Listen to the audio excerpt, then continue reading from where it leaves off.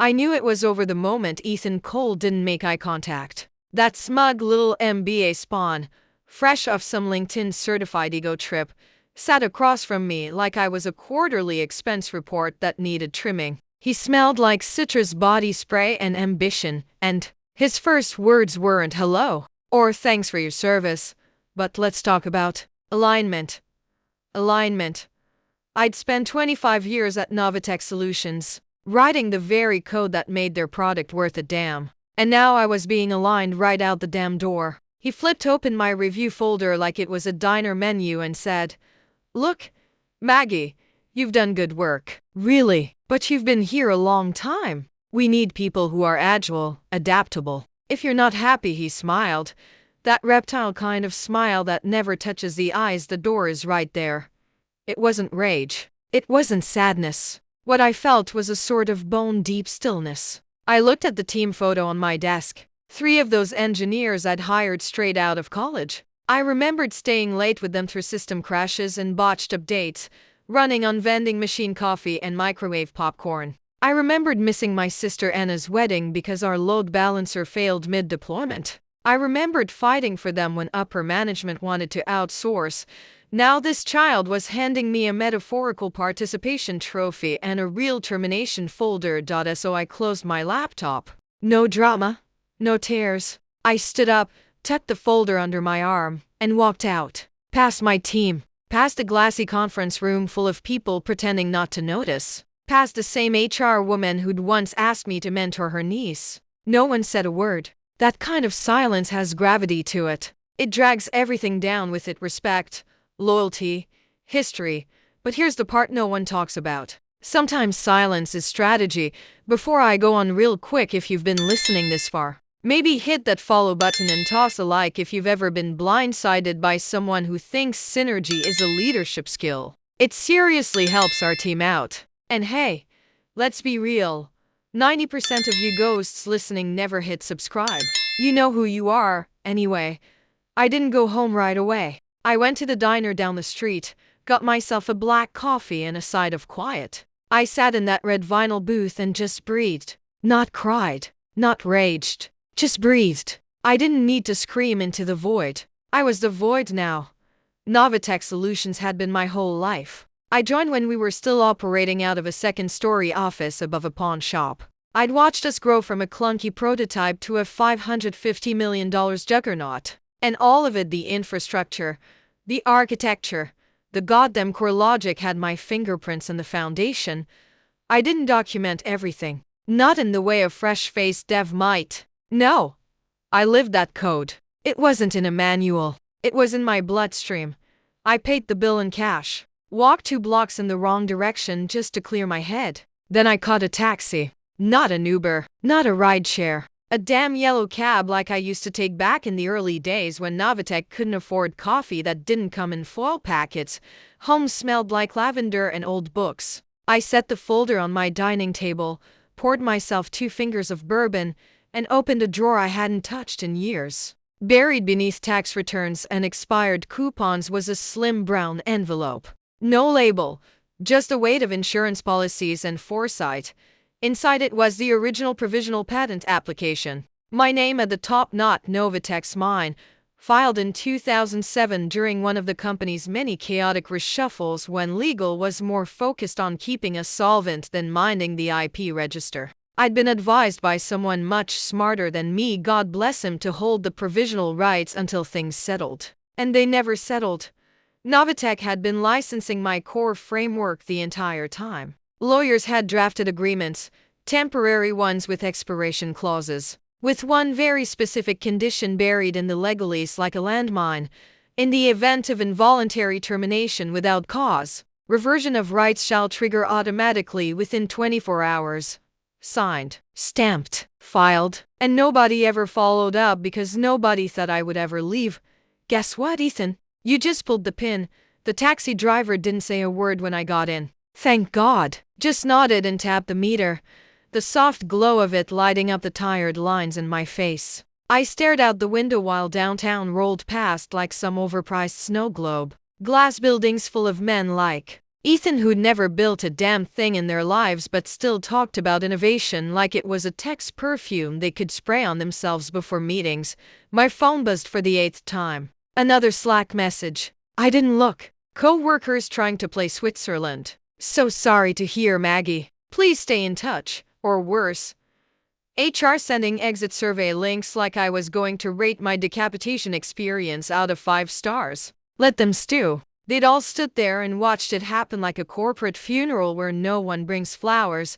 I got home and left everything by the door: coat, keys, laptop, even the folder. I didn't want any of it near me. My cat, Whiskers, blinked at me from the couch like she knew something cosmic had shifted. I poured myself another bourbon and didn't sit. Couldn't. Not yet. I stood in the hallway for a good 5 minutes, staring at the closet I hadn't opened in over a decade. Top shelf. Old banker's box labeled Old IP Archive, don't touch.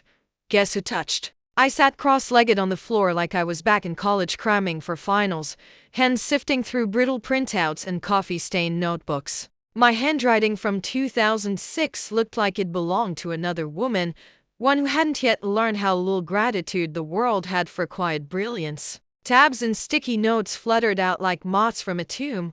Then I found it. Manila envelope, thick paper, crisp edge, still sealed at the flap with the original notary stamp. The date made my heart skip. July 12, 2007. It had been filed under my name, not Novatex, not on behalf of mine.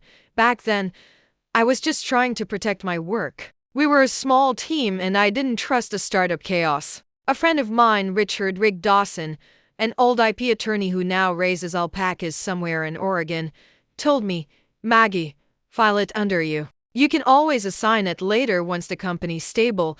They never got stable. They just got greedy. Formal assignment of rights had always been in process.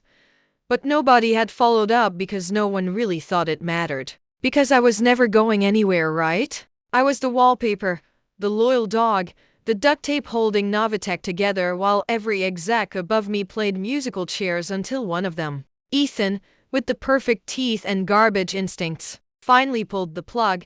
I stood up, documents in hand, and walked to my desk like it was sacred ground. I opened the safe I hadn't touched in years. Had to try 3 codes before I remembered the damn thing and tucked the envelope inside. It wasn't vengeance. Not yet. It was preparation. I stared at the blinking cursor on my laptop for a while, then opened an encrypted email draft to Richard Rick Dawson. Subject line: Need you to confirm a clause. I attached a scanned copy of the provisional filing. The fine print was almost poetic in its brutality. Should the inventor be terminated involuntarily and without cause, reversion of full ownership shall occur within 24 hours of official notice. I typed still valid and hit send. Then I sat there in the blue glow of my screen, bourbon sweating in my hand, Whiskers curled against my leg like a silent co-conspirator. The phone buzzed again, voicemail from Ethan Cole of all people. I didn't listen. I didn't have to. Probably some sanitized corporate speak about handoff protocols or knowledge transitions. Too late. I walked to the window and watched the city blink beneath me. 25 years. 25 years of making other people look smarter than they were. Of translating brilliance into digestible little chunks for men who wore suits like armor and used words like synergy and learnings. Well, lesson delivered, boys. This wasn't the part where I wept into a pint of ice cream or rage applied to competitor listings. This was the part where I remembered who I was. Not Margaret Maggie Hayes from Our. Not legacy overhead. Not the woman they thought would go quietly. This was the part where stillness calcified into resolve and they had no idea what was coming. Rick called me back before sunrise, Oregon time. I picked up on the first ring. No pleasantries. Does the clause still stand? I asked. He didn't answer right away. I could hear the rustle of old pages, the soft clink of his reading glasses shifting as he scanned line by line. I imagined him sitting at his farmhouse kitchen table, legal pad in one hand, probably a half-eaten banana in the other. Same as always, the man could gut $1 billion deal before his second cup of coffee. Finally, he exhaled. Yes, he said flatly. And if they fired you yesterday, it triggered reversion the moment you walked out the door. I didn't speak. He added, I mean, Jesus, Maggie, you kept that clause. I didn't laugh. I didn't need to. Novatech Solutions' core patent had just reverted to me automatically. I hung up without a goodbye, not out of rudeness, just efficiency. There was work to do now, and every second counted. That 24-hour window wasn't theoretical. It was real. By the time the digital clock on my microwave blinked 6:07 a.m., I was already logged into the USPTO filing system. The reversion confirmation was a pre-written template, something Rick and I had drafted years ago just in case, back when Novatech was still calling itself Lex Tech and hosting all-hands meetings over Chinese takeout. I remembered Rick saying, "You probably won't ever need this. The world's built on the backs of women who assumed they wouldn't get screwed." God, I miss that sarcastic bastard. I opened the encrypted folder, double-checked the signature fields, and filled out the formal reversion notification. It wasn't dramatic. There was no legal letterhead or cease and desist fanfare. Just a quiet little checkbox next to involuntary termination without cause, followed by a digital timestamp, a few upload fields, and a verification click submit. And that was it. With that single click, ownership of Novatech's crown jewel, the algorithm that powered their flagship product, their licensing deals, their entire investor pitch deck slid back into my hands.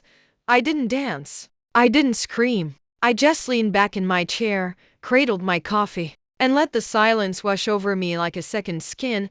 Whiskers jumped onto the table and meowed, unimpressed by my newly reacquired multi-million-dollar intellectual property. Figures.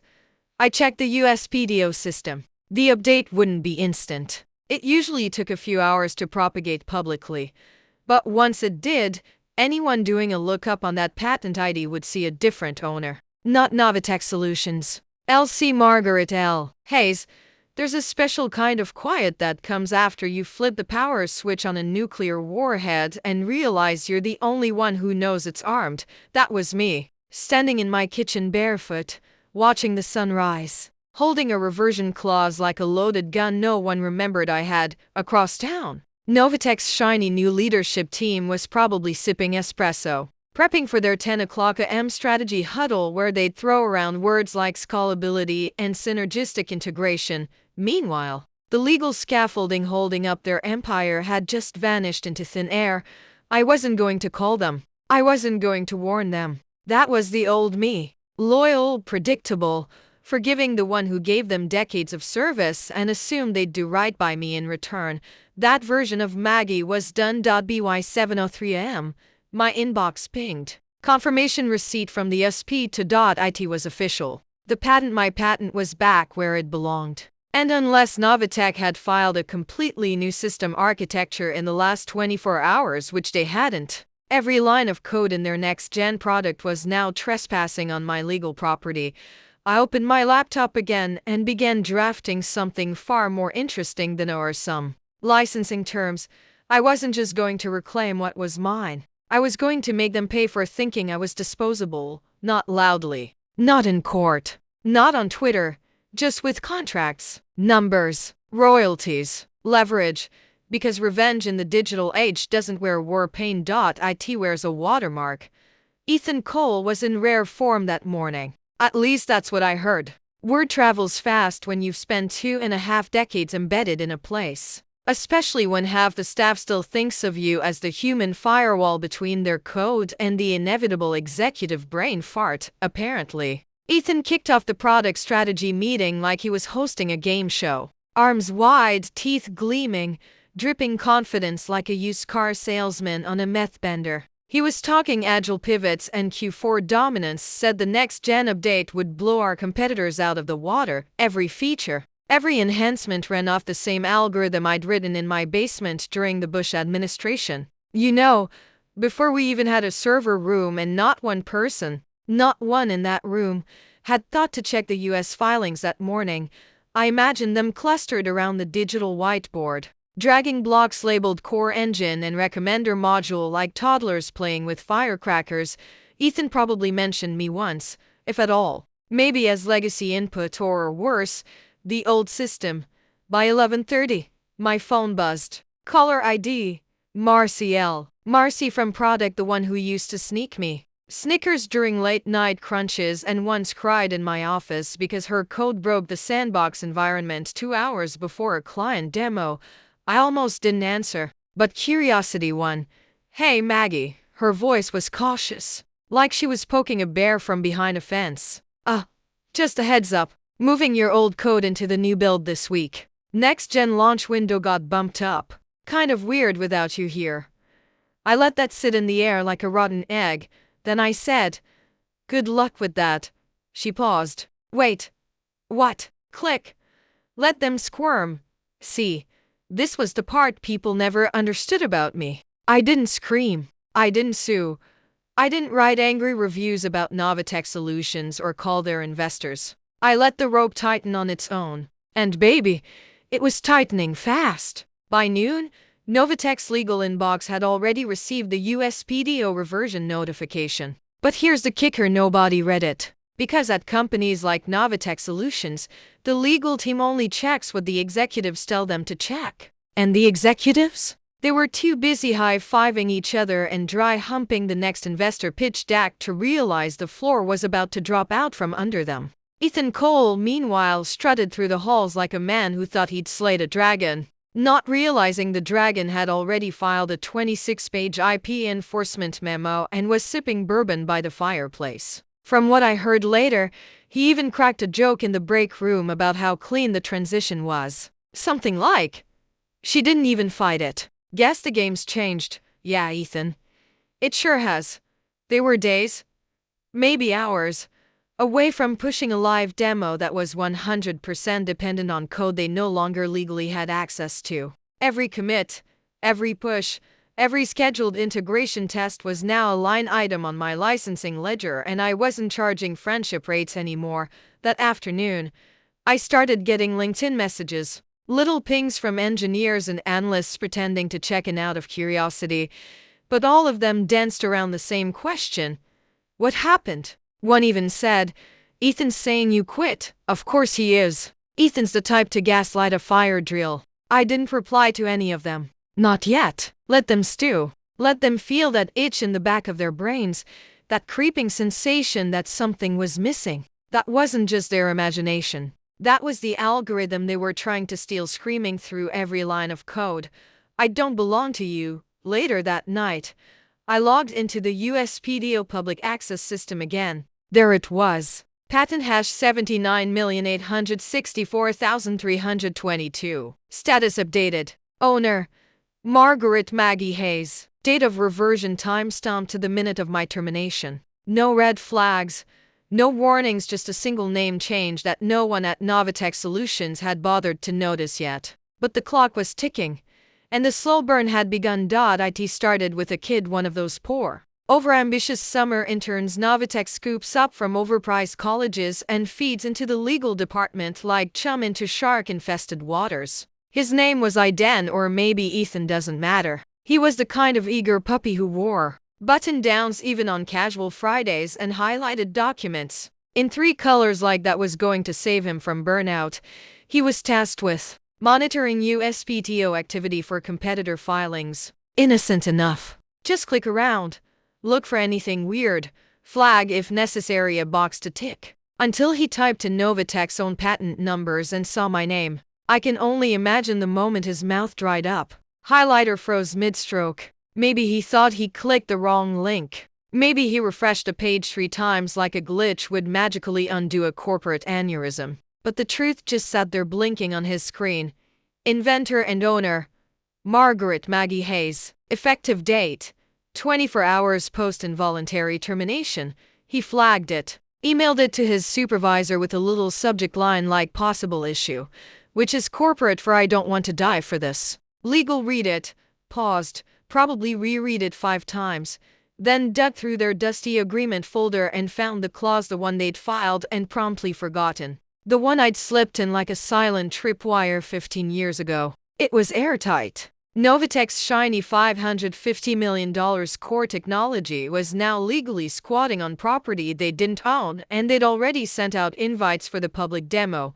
Ethan Cole, of course, handled it with all the nuance of a YouTube prank bro caught shoplifting. I'm told he laughed when legal brought it to him. "Oh, it's probably a clerical glitch," he said. "A clerical glitch like the USPTO just accidentally handed over the company's most valuable IP to the woman he'd fired 2 days ago." Then he doubled down, told legal to keep it quiet until after the demo, said they'd iron it out post-launch, and accused the legal team of chasing ghosts. Ghosts? I'll be sure to etch that on his career's tombstone.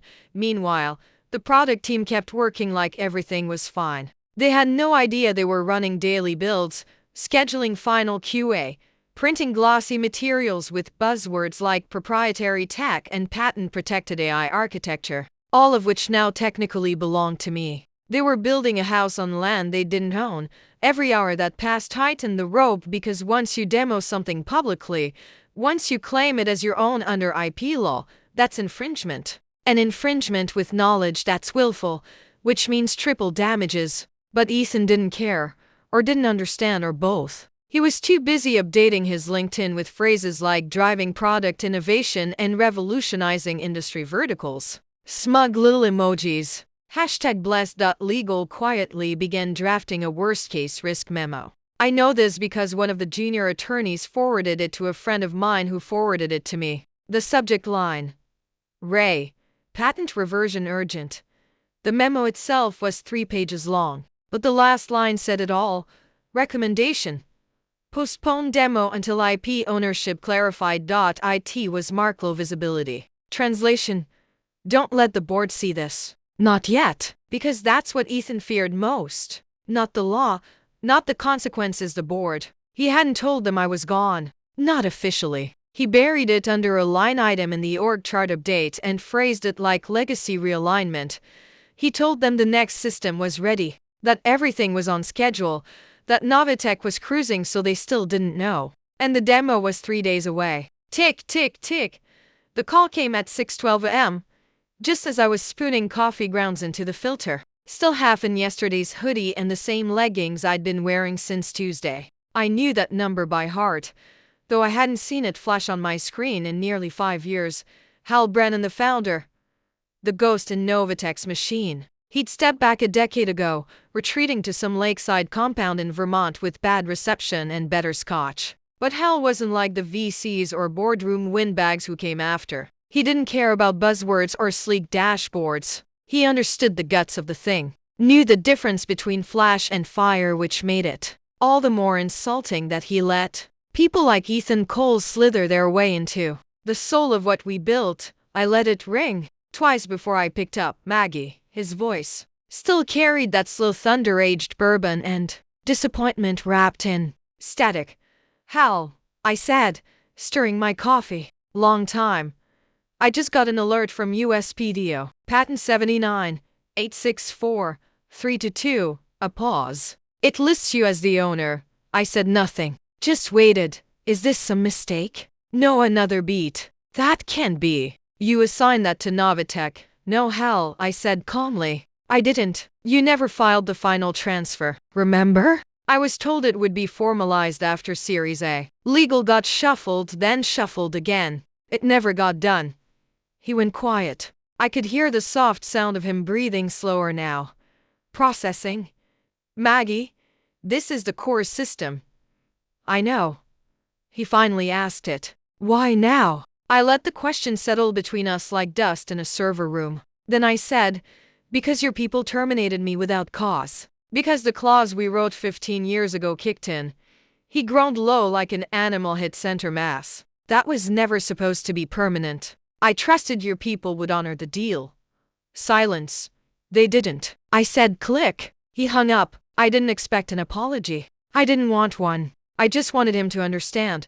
10 minutes later, he was seen storming into Novitech Solutions HQ. I got the play-by-play from 3 different people within the hour. One said he came through the front doors like a hurricane in leather loafers. No appointment, no entourage, just the founder. Face red, hair wild, waving a printed copy of the patent listing like it was a death certificate. He didn't go to Ethan Cole's office first. He went to Legal Smart. Hal wasn't the type to scream, but his presence was loud enough. The intern who first spotted the reversion said Hal stood in front of the GC's desk and asked one question: did we ever formalize the IP transfer for Hayes's algorithm? And when the answer came back stammered, incomplete, laced with half-baked excuses, he closed his eyes and muttered, "Jesus Christ." Then he did go to Ethan's office, and that, I'm told, was not quiet. The hallway outside the conference room reportedly emptied within seconds. Witnesses claim Ethan started his usual spiel: "We're on track. This is just noise. Legal's got it." But Hal didn't let him finish. He slammed the patent printout onto the glass table and said loud enough for the admin staff to hear from 20 feet away, "She owns the oxygen you're breathing." Ethan mumbled something about internal realignments and miscommunications. But Hal wasn't there for spin. He was there for truth. And the truth was, Novitech Solutions, the company he had bled for, built from nothing but circuit boards and ramen noodles, was about to go live with a product they no longer had the right to use. A product based on my code, on my idea. And the woman behind that idea was no longer in the building. No longer on the payroll. No longer interested in playing nice. Later that evening, I sat on my porch, bourbon in hand, watching the sun bleed into the horizon like an old wound. My phone stayed quiet, not because they weren't trying. Ethan had called 3 times, legal twice. Even Anna had sent a DM with just a sad face emoji and a "Hey, you okay?" But I didn't answer. Let them sweat. Let Hal decide how much of his company he was willing to lose before he acknowledged the one truth no one in that building wanted to say out loud. They didn't fire an employee. They evicted the architect. And now the foundation was gone. Demo day landed like a meteor. Novitech's downtown auditorium had been scrubbed spotless for the occasion. Brushed concrete. Sterile spotlights. A 30-foot LED wall flashing the words "Next is now." Rows of plush seats were filled with venture partners, existing clients, government liaisons, every last person whose signature or checkbook mattered. Ethan stood backstage in a navy suit 2 sizes too confident. He was smiling, joking with the CDO, doing that thing men like him do where they believe charisma can outpace competence. And for a minute, it looked like it might. The intro video played. Glossy stock footage of robotic arms, skyscrapers, diverse workers smiling into touchscreens. The audience applauded politely. Ethan adjusted his mic, walked to center stage. "Ladies and gentlemen," he began, voice syrupy with self-satisfaction, "what you're about to see is the future of predictive systems, a platform that will change how our clients, how the world approaches adaptive infrastructure." He gestured to the screen behind him where the product UI loaded up. "Sleek, familiar, mine. In the next 10 minutes," he said, "we'll walk you through our most advanced iteration yet, powered by our proprietary engine, developed right here at Novitech Solutions." That's when legal moved. Not fast, not panicked, just silent. A tall gray-haired woman in a blazer 3 shades too dark to be accidental. She stepped onto the stage from the wing and leaned in, her mouth close to Ethan's ear. "I wasn't there, but I know what was said. We can demo that system. We don't own the patent anymore." Ethan blinked, laughed too loud. "Excuse me, small technical hiccup," he told the crowd. "Give us just a moment." He stepped aside with legal. The mic was still on. The whole front row heard him whisper, "What are you talking about? We've always owned that code." "No, Ethan," she replied. "You never did. Margaret Hayes owns the IP. The reversion is final. It's logged. It's live. If we demo this, we're in willful infringement territory."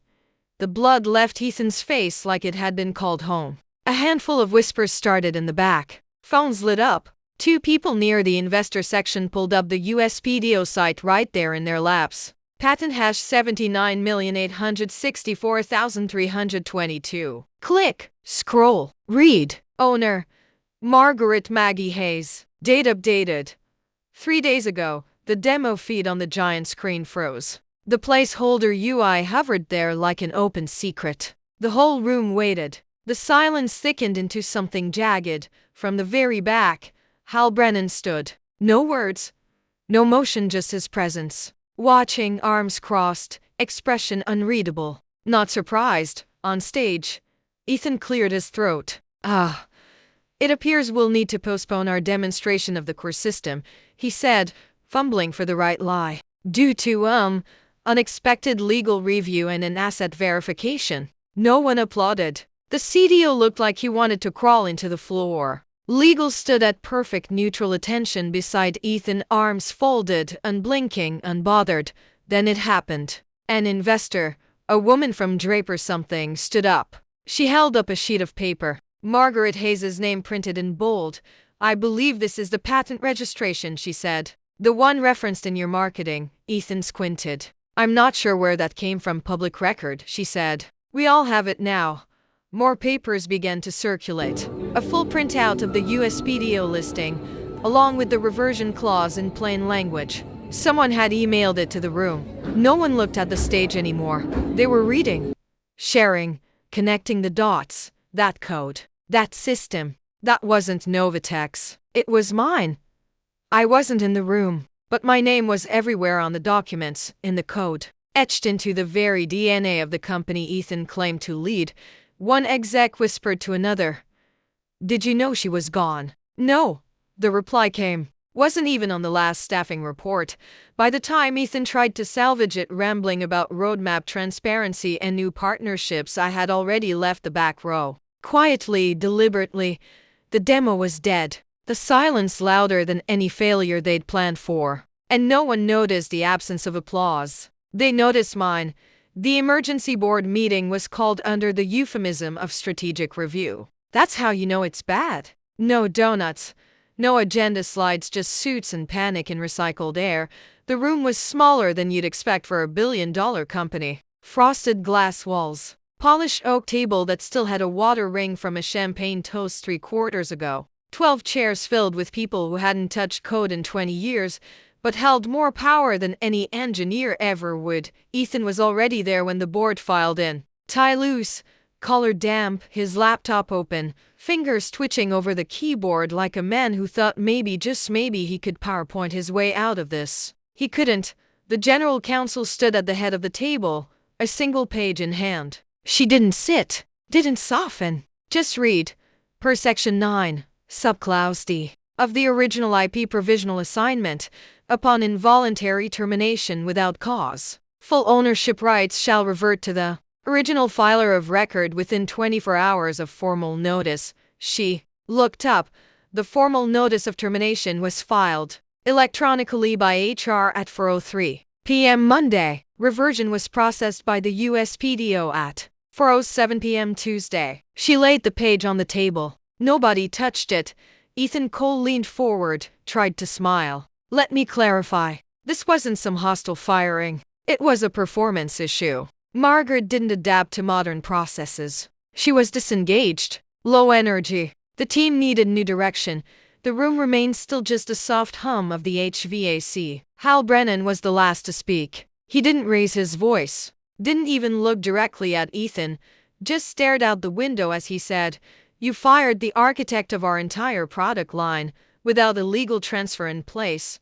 It wasn't a question. Ethan opened his mouth to respond, but nothing came out. He was sweating now, not the nervous kind, but the kind that comes from realizing the ground under you isn't ground at all. It's quicksand.